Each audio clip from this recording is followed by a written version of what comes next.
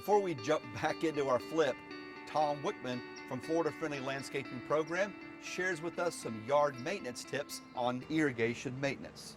As Floridians, one of the best things we can do to protect the environment is to save water. And you can do that by helping to maintain your irrigation system. One of the things you have to do is to check your irrigation system seasonally. So make sure you're going out. Turn it on during the day so you can see it run.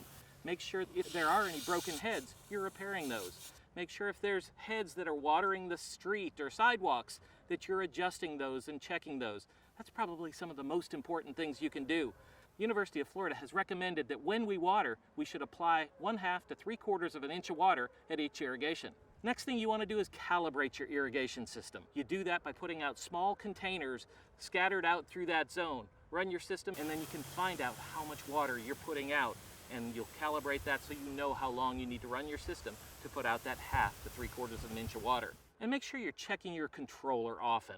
Changing it out with the seasons. Realize that you need less water at other seasons. Maybe you want to think about running your system manually as opposed to on a set and forget schedule. So that way you can look at your landscape. It'll tell you when you need to water.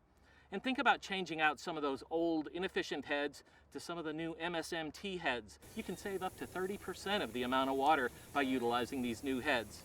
Consider changing out some of your landscape beds from spray heads to micro irrigation. Micro irrigation will put the water right where it's needed at the root system. Managing your irrigation system is one of the easiest ways to help protect one of Florida's most valuable resources, our water.